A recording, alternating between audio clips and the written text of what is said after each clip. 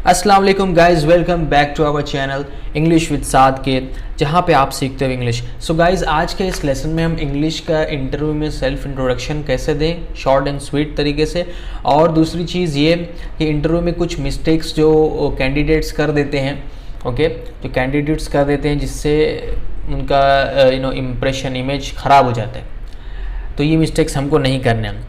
तो सबसे पहले जो आप जो रिज्यूम होता है ना, ये रिज्यूम नहीं होता है, इसको रिज्यूम नहीं कहते।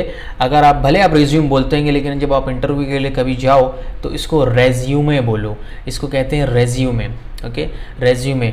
अब हर एक लैंग्वेज के अपनी खासियत होती है, तो इसमें भी इंग्लिश में भी ऐसे ही है। तो ये भी वर्ड कहीं और से आया है, इंग्लिश का वर्ड नहीं है, रेज्यूमे कहते हैं। तो ये हो गया। दूसरी चीज़, सबसे इम्पॉर्टेंट चीज़ जो इंटरव्यू में होती है कि आप अपना माई सेल्फ, मतलब अपने इंट्रोडक्शन आप कैसे देते हो।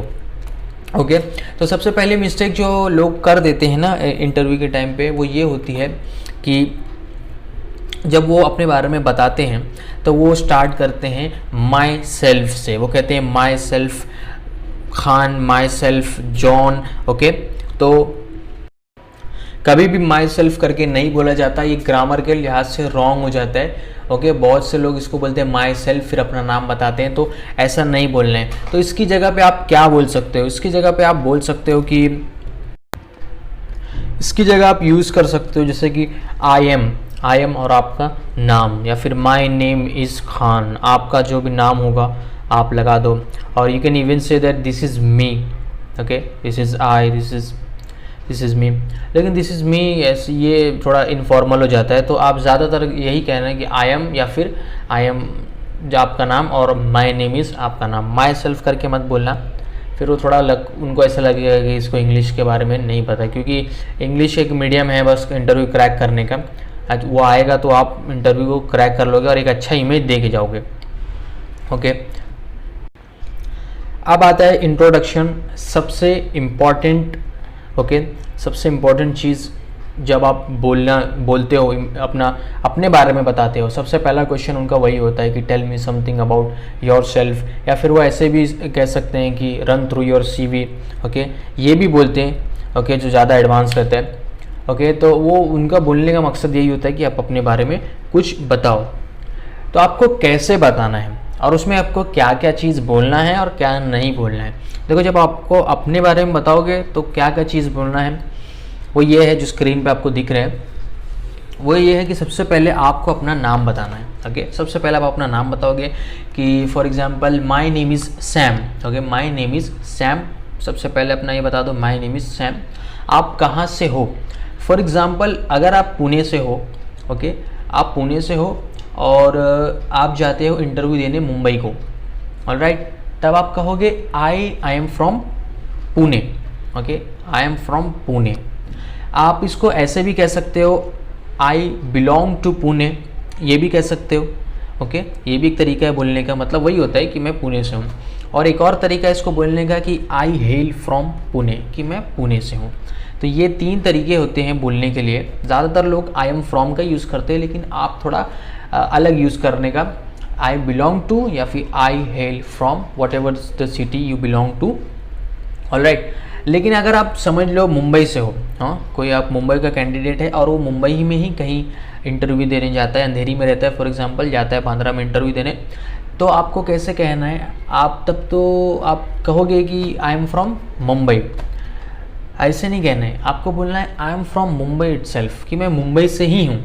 जब आपको ऐसा कहना हो ना कि आई एम फ्रॉम मुंबई, मतलब मैं मुंबई से ही हूँ, तब आप बोलोगे I am from Mumbai itself, मैं मुंबई से ही हूँ। तो नाम और आपकी जगह, फिर आपको अपनी एज बताना है, जो भी आपकी एज है 21, 22, 24, जितनी भी आपकी एज है वो एज बताना है।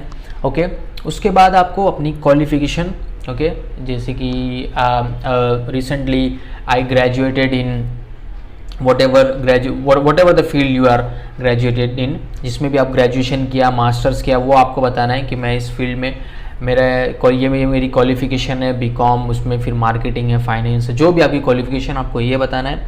आपको अपनी क्वालिफ़िकेशन बताने के बाद, अगर आप फ्रेशर हो, आपके पास कोई एक्सपीरियंस है नहीं, और एक्सपीरियंस होगा भी कहाँ से, क्योंकि कोई लेता नहीं है बिना एक्सपीरियंस वाले को। तो आपको कहना है कि I am a complete fresher, सीधा I am a complete fresher. और ऑब्वियसली आपके पास एक्सपीरियंस नहीं होगा तो समझ जाएगा, लेकिन बोल देने का आई am a complete fresher.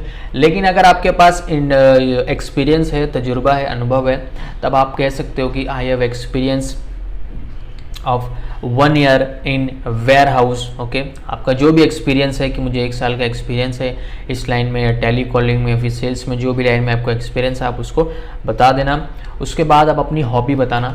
Hobby बताते वक्त लोग उसमें क्या करते हैं, अपनी हॉबी नहीं बताते हैं, खाली बस फेंकते हैं उसमें कि मेरी हॉबी क्या है। मेरी हॉबी है रीडिंग बुक। मोबाइल के ज़माने में कोई बुक नहीं रीड करता, पहली बात, सबकी हॉबी मोबाइल देखना है, मेरी भी वही है, समझे। तो ऐसा नहीं कभी भी बोलने का, क्योंकि अगर आप बोल दोगे कि मेरी हॉबी है बुक्स को रीड करना, पहली बात तो ये बहुत बड़ा झूठ है। बुक्स को रीड करना आपकी हॉबी है ही नहीं। ओके, तो अगर आप ऐसा कहोगे तो आपको HR क्वेश्चन कर सकता है, कि क्रॉस क्वेश्चन कर सकता है कि अच्छा बुक रीडिंग आप करना आपकी हॉबी है, तो लास्ट टाइम आपने कौन सी बुक पढ़ी थी बताओ। तो आप फंस जाओगे कि आपने तो कभी कोई बुक नहीं पढ़ी। ओके, तो यहाँ पे आप फंस जाओगे, आपका इंप्रेशन, इमेज सब खराब हो जाएगा। ओके, तो ऐसा नहीं बोलने का। तो आपकी जो रियलिटी, जो हॉबी आपको है ना, वो ही बताने की। Why do you want switch your field, ये भी क्वेश्चन पूछा जाता है। अब ये बहुत कम पूछते हैं, लेकिन ये कब पूछते हैं, फॉर एग्जाम्पल अगर आप वेयर हाउस में काम कर रहे हो, वेयर हाउस के, ओके, वेयर हाउस में, और अब जा रहे हो अब हाउस कीपिंग में। ओके, तो अब ये दोनों अलग फील्ड हो गई। वेयर हाउस अलग हो गया, हाउस कीपिंग का सुपरवाइज़र, जैसे वेयर हाउस में कोई सुपरवाइज़र था, अब वो यहाँ पे हाउस कीपिंग का सुपरवाइज़र बनने जा रहा है। ऑलराइट, तो यहाँ पे पूछते थे कि आप क्यों स्विच कर रहे हो।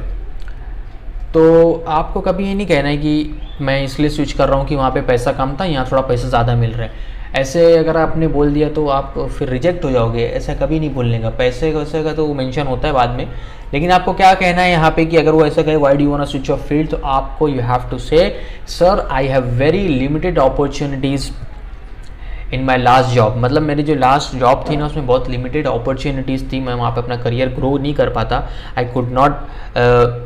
आई can not grow my career over there, नहीं कर पाता। ओके, इसलिए मैं अपनी फील्ड को स्विच कर रहा हूँ और मैं अपना यहाँ पे अपना बेस्ट दूंगा। ऑलराइट, तो ये क्वेश्चन भी करते हैं HR कैंडिडेट से। तो अगर कभी ऐसे क्वेश्चन आए तो आप ऐसे ये कर सकते हो, बता सकते हो कि कैसे आपको मतलब बताना है। सो गाइज, आज के लिए इतना ही। आई होप ये सब टिप्स आपके लिए बहुत हेल्पफुल रहेगी। ये जितना भी मेरा एक्सपीरियंस रहा है अब तक एक इंटरव्यू का, मैंने उसमें पूरा शेयर किया। और कभी आप इंटरव्यू के मतलब बहुत बार होता है आप अपना इंटरव्यू बेस्ट देते हो लेकिन रिजेक्ट हो जाते हो, वो नहीं लेता है। तो इसमें कोई बहुत बड़ी बात नहीं है, इसमें टेंशन नहीं लेने का। उन लोगों को काम की ज़रूरत नहीं रहती है ना, इसके लिए लोग नहीं लेते, या फिर उन लोगों को कुछ और इशू रहता है। ओके, सो गाइज, मैं आपको मिलता हूँ नेक्स्ट वीडियो में, और इंटरव्यू पे और भी वीडियो लेके आऊँगा। सो गाइज, अगर पसंद आई वीडियो, टिप्स हेल्पफुल रही आपके लिए, तो लाइक, शेयर, सब्सक्राइब ज़रूर करो। मैं आपको मिलता हूँ नेक्स्ट वीडियो में।